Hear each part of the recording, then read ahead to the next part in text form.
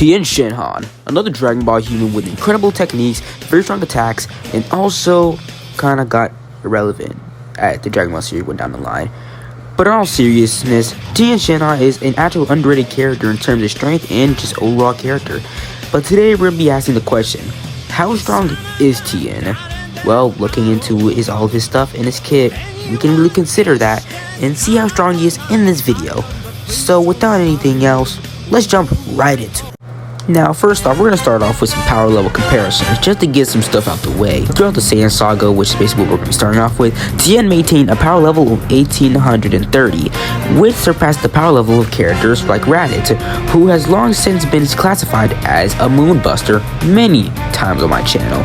If you're confused about that, just go watch my last video, because obviously I don't know if I have to keep explaining this. But with this in mind, we can easily just scale Saiyan Saga Tien to moon level, which is relatively simple, right? Now, just like Yamcha, Tien also had a huge jump in power level due to the training with King Kai, basically taking his power level from 18,030 to 60,000. Just to add on that, his power level could get even higher and jump to 90,000. And basically seeing how hard Tien trains and basically seeing how it comes off, seeing how surprising his opponents get is honestly pretty impressive for a human like Tien. And basically he can go against people like the Ginyu Force who were able to beat Vegeta, which is honestly kinda crazy. When we get to really impressive stuff is when we step into the Cell Saga, meaning we get to the iconic feat of him able to hold back second form Cell using the Tri-Beam technique. Now, does this really put him anywhere on the tier scale? Not really, since it's shown that Cell didn't really take too much damage and only was being held back, so basically it was 100% knockback with little to no damage.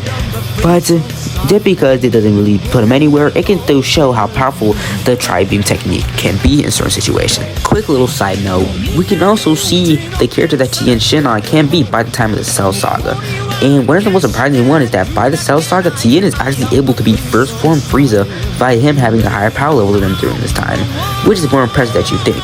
Reminder that First Form Frieza was stronger than Vegeta even after his Zenkai boost on Namek, and I'm pretty sure there could be a possible argument made against this Namek Saga Vegeta versus Tien, which will most likely end up in Tien being the victor. Tien can also take out a majority of Frieza's men, Dodoria and Zarbon specifically, and since by this time, or by the Namek Saga, or actually by the Saiyan Saga, or possibly before that, Vegeta is basically known as a planet buster, and since he was able to defeat Zarbon and Dodoria, who also could be possibly classified as planet busters since they were able to beat Vegeta during on Namek, Tien Shinhan can also be placed into the planet buster section by him Frieza or Cell. Why did I say Cell? I meant Vegeta.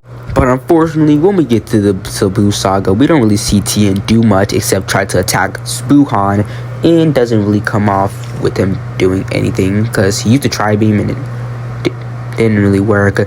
So I'm pretty sure we can start wrapping things up and getting our final scales in, since, well, we don't really have anything else to cover. Anyways, we can wrap everything up and say that Tien is no joke, and seriously is probably one of the strongest humans in Dragon Ball, which is very impressive because Tien has been training pretty much since the start, when he was introduced, and seeing him being disrespected in the Dragon Ball fandom is honestly pretty disappointed, and the fact that he's getting disrespected by the only creators of Dragon Ball themselves is honestly really sad to see.